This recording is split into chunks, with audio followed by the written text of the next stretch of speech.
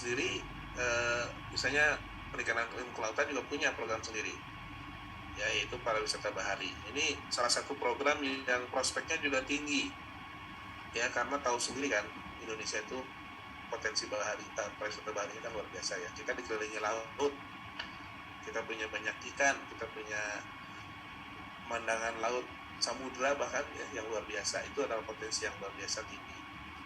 Selain itu ada bahasa dan budaya Tiongkok ya, diselenggarakan oleh Polres Budaya, lalu ada manajemen Polres Media di Vkom ya, dan sebagainya.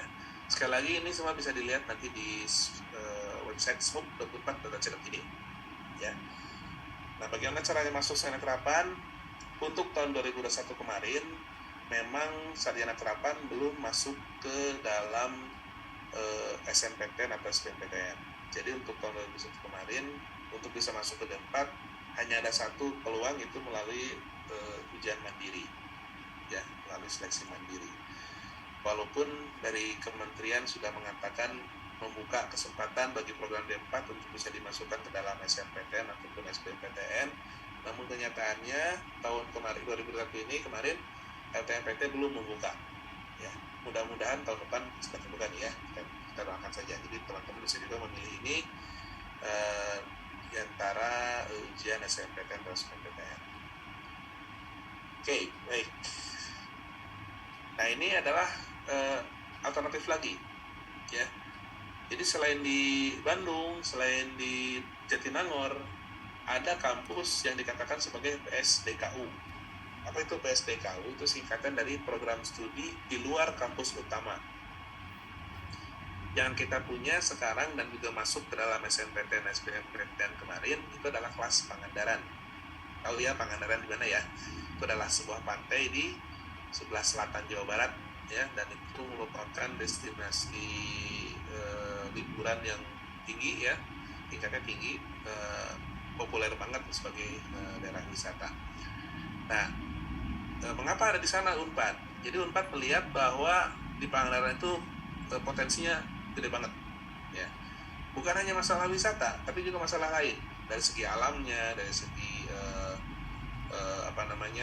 potensi lokalnya ya, itu semua punya potensi yang sangat tinggi. Maka kami hadir di sana untuk meningkatkan kualitas tersebut.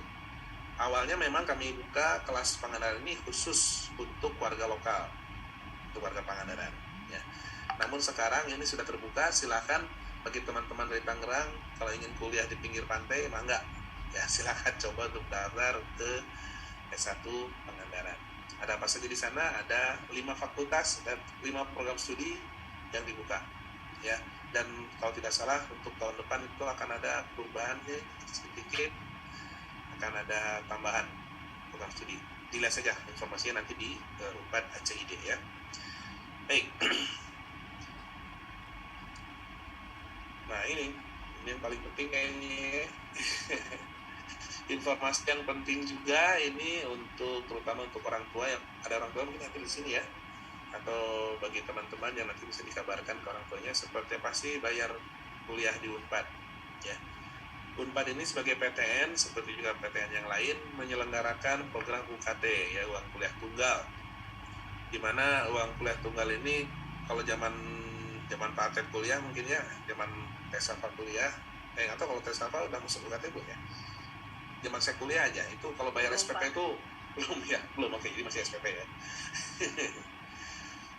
SPP itu nggak cuma bayar SPP, jadi selain bayar SPP itu ada uang lain, ada uang kuliah lapangan, ada uang praktikum, uang buku, macam-macam ya, sehingga kita bayar tuh jadinya bertumpuk ya, ada bayaran lain.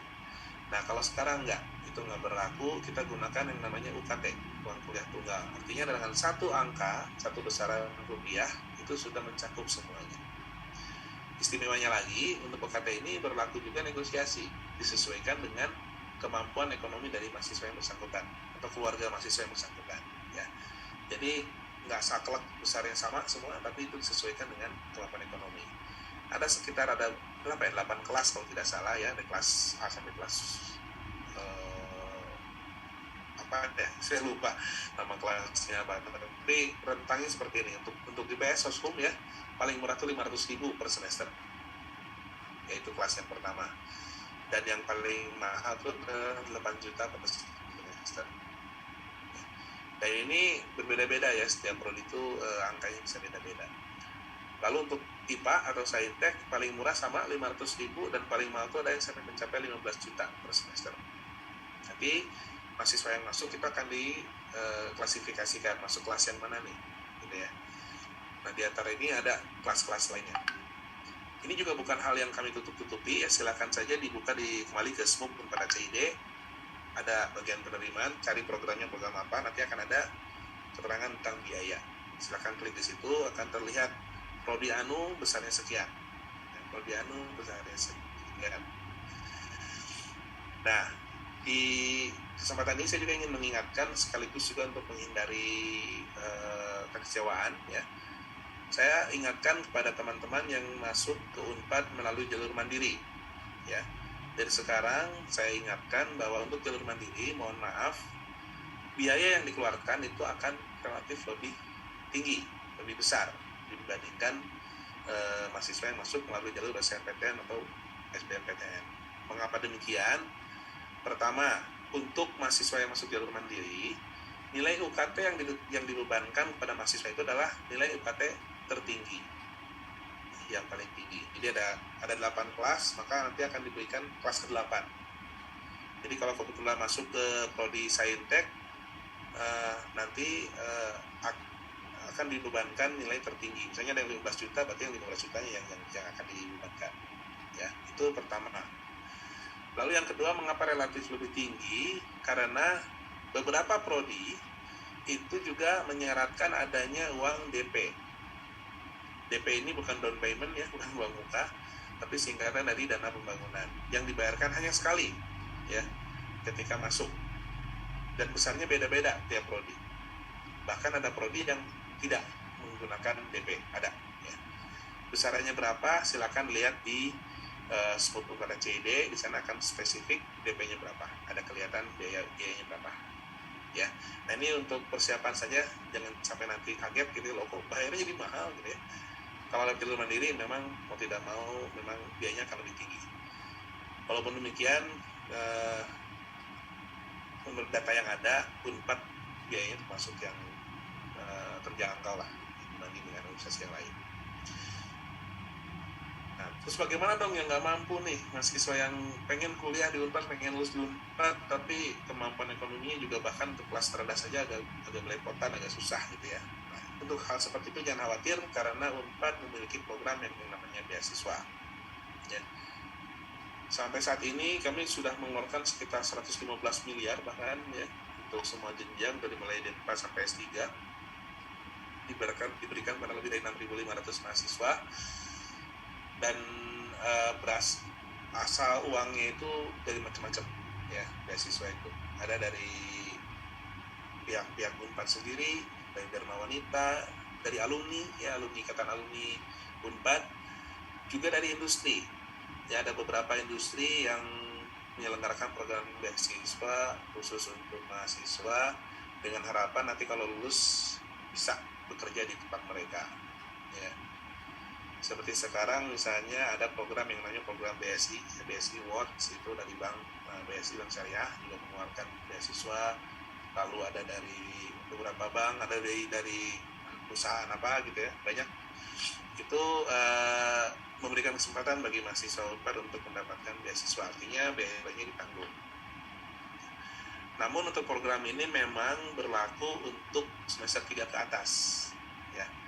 Mengapa demikian? Karena salah satu syarat yang jadi syarat mendapatkan beasiswa itu adalah kualitas transkrip nilai ya. Jadi nanti akan dilihat bagaimana konsistensi mahasiswa yang bersangkutan dalam hal akademis, dilihat dari transkrip nilai selama 2 semester gitu ya. Maka baru bisa diaplikasikan beasiswa ini setelah semester ketiga ya. Seperti itu. Lalu bagaimana dengan mahasiswa yang ingin masuk Unpad tapi pengen dapat beasiswa dari awal, dari semester 1 gitu ya. Untuk sementara di Unpad tuh belum ada program seperti itu.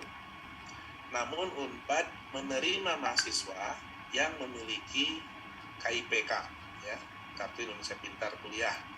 Nah, untuk bisa mendapatkan KIPK silahkan teman-teman apply ya lewat websitenya Kemdikbud ya.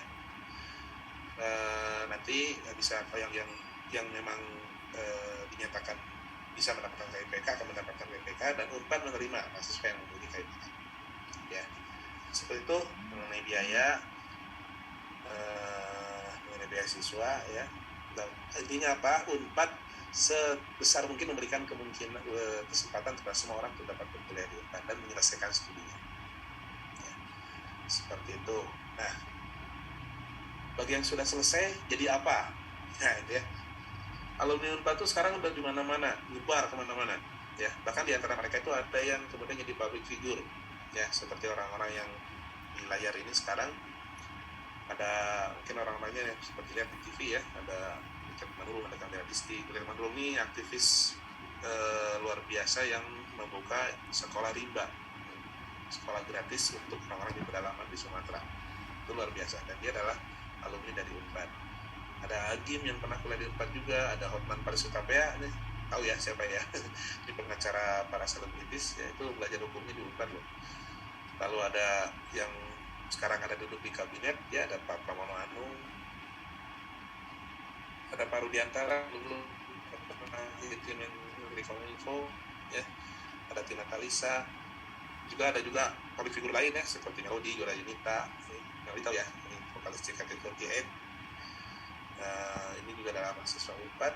Lalu ada Nanda Omes, Ibu Popika, Soleh Solihun mungkin tahu ya, ini adalah bintang film dan juga komedian ya. Ada Salman Aristo, ini pembuat film yang sudah mendapatkan penghargaan banyak banget. Dan selain public figure ini, ada juga yang bekerja di sektor yang lebih serius ya, terutama di teknologi, di industri baik nasional maupun internasional ya. Seperti misalnya ada di Grab ya, itu juga ada alumni Unpad menduduki posisi yang cukup tinggi. Lalu kalau misalnya teman-teman pergi ke luar negeri kemudian harus melapor ke kedutaan atau konsulat jenderal perwakilan Indonesia di sana, dapat dipastikan di dalamnya pasti ada alumni Unpad ya. Karena alumni Unpad khususnya dari program studi hubungan internasional itu selalu masuk ke Kementerian Luar Negeri dan selalu menjadi diplomat ya. Maupun kalian pergi akan ada alumni Unpad. Juga di PBB misalnya ya, di sana juga banyak sekali perwakilan dari alumni Unpad yang menduduki posisi-posisi penting ya. Seperti itu prospeknya ya, seperti apa kalau di Unpad. Dan kalau masih penasaran, kami ada di kantor komunikasi publik ya. Saya kebetulan menduduki jabatan sebagai kepala kantor komunikasi publik. Kantornya ada di Jatinangor. Tapi kalau kemungkinannya bisa datang, silahkan datang ke kantor kami, atau bisa di email ya. Kalau ada yang mau tanyakan, silahkan email saja ke humas.unpad.cid, nanti dibuka oleh Teh Safa. So dia punya ruang email. Atau bisa juga silahkan lihat kami di jagat internet ya. Bisa lihat di website kami Unpad.cid. Jadi kalau ada yang pakai nama Unpad tapi belakangnya bukan ACID, itu bukan website resmi kami ya. Di medsos juga ya, di medsos ada di Facebook, di Twitter, di YouTube-nya, di Instagram-nya, itu semua ada. Untuk Instagram namanya agak panjang ya, Yusuf Sejaran, dan semua akun ini ada centang birunya ya. Jadi jangan khawatir, itu bukan akun abal-abal, itu sudah verified ya, terverifikasi. Juga kami punya radio Unpad, siarannya secara streaming ya di radio.unpad.cid. Kebetulan juga bosnya radio Unpad itu adalah Teh Safa ya, dari sini. Ini mahnya ya, nggak tahu nih kita udah mulai siaran lagi apa belum, tapi yang pasti sekarang sementara memang studionya kami tutup berhubung masalah pandemi ya. Mudah-mudahan dalam waktu dekat kami sudah bisa buka lagi studionya dan bisa siaran lagi secara reguler. Demikian mungkin ya, akhir kami ucapkan terima kasih. Mudah-mudahan teman-teman nanti bisa bergabung dengan kami dan berakhir dengan berpakaian seperti ini ya, memakai toga sarjana, berguru daria bersama alumni Unpad lainnya. Oke, Terima kasih banyak untuk sementara segitu dulu. Selanjutnya ada tanya jawab nanti akan dibantu juga oleh Pak Atep dan Teh Sapa di sini. Terima kasih untuk kesempatannya. Saya kembalikan lagi pada pengatur acara.